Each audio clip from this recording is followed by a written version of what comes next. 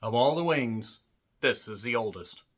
The Last Showgirl was directed by Gia Coppola. That's right, Francis Ford Coppola just doesn't have Sofia Coppola to carry on the family tradition of filmmaking that yields some great results. And, well, Sofia hasn't done anything like Megalopolis. Hopefully Megalopolis is stamped down to the goddamn ground and we don't ever have to worry about it ever again. Buried 6,000 feet under. This has nothing to do with Megalopolis. I just felt like taking a shot at that because fuck Francis Ford Coppola for thinking that was a good idea. But Gia Coppola, that doesn't exactly work for the rhyming, is trying to carve her own path. You know what? Good for her. It's got to be hard to live up to the legacy that her father had and then buried routinely with his last number of films. Enough about Francis Ford Coppola. Let's talk about the writer of this, Kate Gersten, who's done television. Check out their IMDb pages for the full list of other work. And the centers around a long-running Vegas showgirl named Shelley, who has been also part of a long-running Vegas show named Razzle Dazzle. Not jazz, all that jazz. No, Shelley is played by Pamela Anderson. Yes, the same one that was in Baywatch, the same one that was in Barbed Wire, and has been through it and has, you know what, come out on the other side and has been getting some attention from film festival audiences as well as critics for her performance in this particular movie. So I decided, you know what? I'm going to drive down and check out, an early showing of this because why not? It got some attention at the Golden Globes. I'll get to that here in a bit. But Pamela Anderson can't do it alone. I will say that she is really good in this. I do want to offer that much here before I get into the rest of the cast. You have Brenda Song, who is in Dollface. She plays Mary Ann. She's also married to Macaulay Culkin. Good job on both of them. And Jodie, not Jolene, is played by Kiernan Shipka, who has been in just about everything. She was in Twisters, Never Were There Such Devoted Twisters. She was also in Red One. She's a good actress. I just hope she makes better choices because, yes, I'm sure she got paid pretty well for both those projects, but seriously, stuff like that that's not critically well received and actually kind of gets bashed to pieces, you might want to take it easy on choosing some stuff and maybe choose stuff that's better received. Nevertheless, you also have Dave Bautista. Yes, the man that walked 1,000 miles in a pit of danger, and no one follows him. He walks alone. He plays Eddie. That actually had to be kind of a thrill for him because Dave Bautista sure loved Eddie Guerrero. My God, still miss Eddie Guerrero to this very day. It's hard to believe that coming up in November of this year, it's going to be 20 years since Eddie passed away. But Dave Bautista runs the whole thing, shall we say. He's a boss of Razzle Dazzle, this kind of stuff. But people above him inform him essentially that, well, this whole show is coming to a goddamn close. So now, Shelley in particular must figure out what she's going to do because she's not a young woman anymore. And that's not a knock. That's just how it is. They play into that in the movie. And now Shelley is wondering what she is going to do because she loves Vegas and she has sacrificed a lot. We get into how much just a little bit later on. And also other cast members include Jamie Lee Curtis, who received Golden Globe attention for her role here. I'm going to get to that. And also Billie Lourd. Yeah, I'll watch anything with Billie Lourd in it. I love Billie Lourd. She's bright, hilarious, very good actress, gorgeous as hell. Nevertheless, I loved her in Scream Queens. I thought she was really, really good. She was able to, kind of honor her mother with the earmuff stuff, like her mother, Carrie Fisher had the goddamn, the earmuff-like hair in Star Wars. Okay, so yes, it's basically just revolving around, the backstage goings-on of this ever-dwindling popularity of this Vegas show. And at the center of it is Pamela Anderson. We do find out a little bit more about her life and the interconnections that she has with some of these particular people. And from there, we have a drama with a few funny moments and okay, I'm not going to mix words here. While I appreciate the performances and I actually thought that there were some good scenes, I do not understand why this got such great attention from the awards circuit. Like, I really don't. Yes, Pamela Anderson has delivered the performance of her career, but take a look at the roles that she's had. And that's not even knocking. I'm not saying that she doesn't have ability, but a lot of the roles she's remembered for, Baywatch was not known for its goddamn acting. Barbed Wire. The less said about that, the better. Nobody could have saved that. That movie is terrible.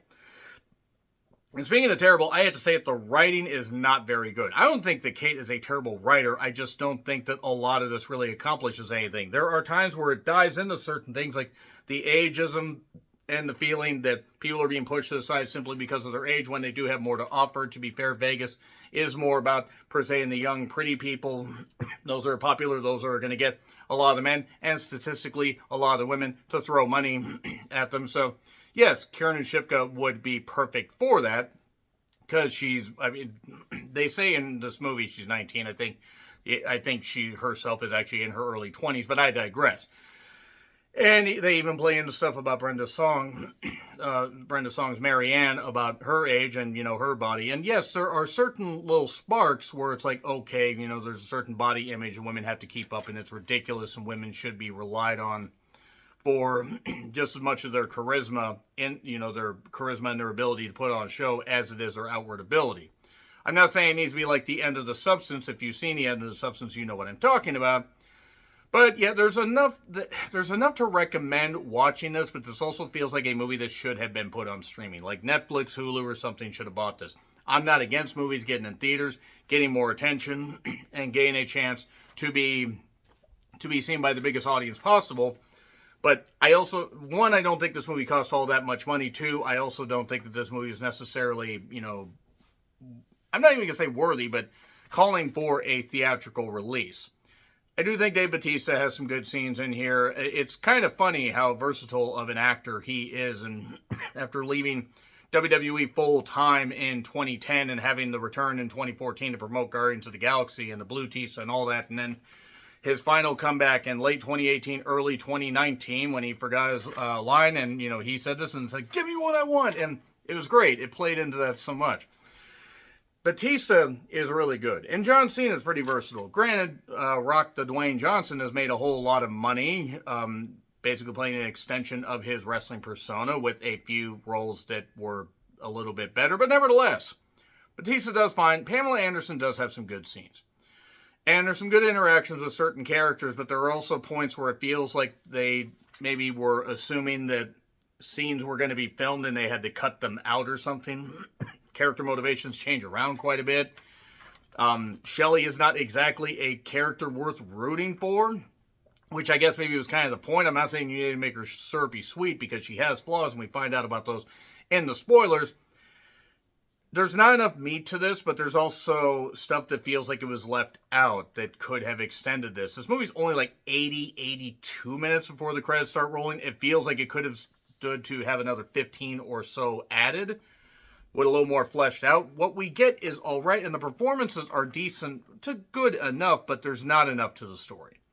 So overall, it is what it is. I still don't get why this got Golden Globe attention, but nevertheless, it is fine for what it is. Gonna get into spoilers in theaters. If you want to check it out, 3, 2, 1, spoilers. So basically, Shelley has a daughter, Hannah, played by Billie Lourd. And they've been at a bit of a crossroads, so you won't be lonely. Also, it turns out that Eddie and Shelley aren't just kind of boss and employee. They actually were involved at one point, and Eddie is Hannah's father.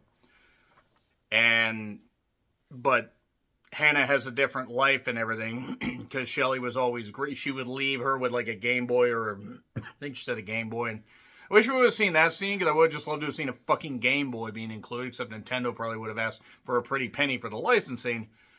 But there's a few decent scenes between Hannah and Shelley where, Billie Lourd's able to show, her acting ability, and Pamela Anderson is right there, too. But Jamie Lee Curtis getting the attention she did for scenes that, I'm sorry, there were scenes, I guess, that were supposed to be unintentionally hilarious. If they were supposed to be dramatic, it didn't work. The tonal inconsistencies didn't exactly work. There was a stage dance thing that Jamie Lee Curtis did at her age. Good for her. It was not True Lies, because True Lies had better production values. That's another thing. The filming style did not work for me. I'm assuming it was supposed to be almost dreamlike, but they didn't work. It worked better in Priscilla, despite the fact Priscilla wasn't all that great. Priscilla also had better financing behind it. I believe it's from Roadside Attractions and Utopia.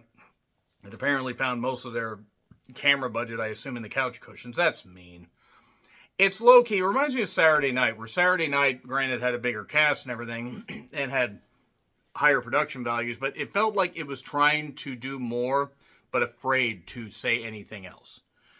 Yes, Shelley feels like she's being pushed to the side. The stage dance thing that I said that Jamie Lee Curtis did was to Total Eclipse of the Heart. I believe the Bonnie Tyler version, not the Nikki French version. That's right, I know some of my pop song history. But, as it's obvious that, this show is ending, Jodie, Karen Shipka, basically shows like a chair dance thing that she does. Moving on.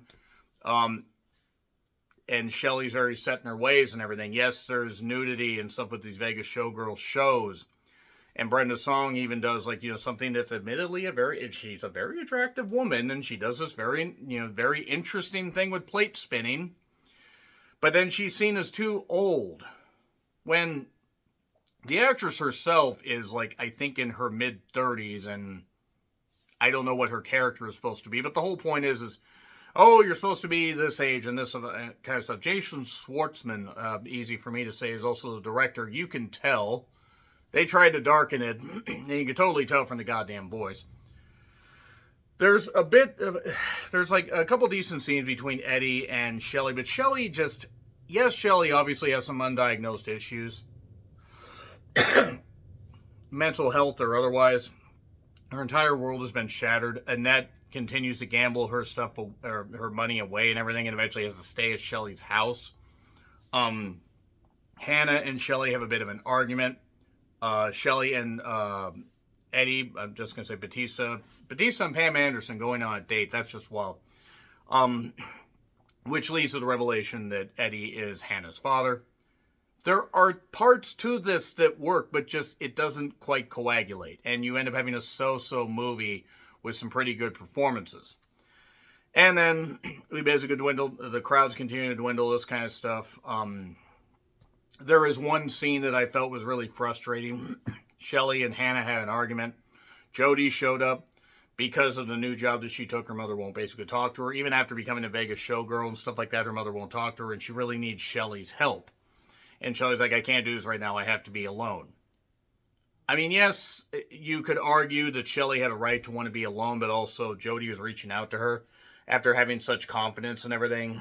And I just felt like they could have done that scene better, because Shelley didn't make herself... She hadn't made herself that sympathetic to begin with. It could have been redeemed with that. Didn't work. Hannah did end up showing up for one of the last shows. It isn't for her. They had this argument. So Pam and Eddie go on the date. Or Pam and Batista go on the date. And then we basically get to the last goddamn performance where they're going to do this and it's working and everything. And then we just end with like the last showgirl with just Pamela Anderson. Happy that the show's over, or happy she got to do the show, but sad that it's over. It's like, don't be sad that it's over, be happy that it started.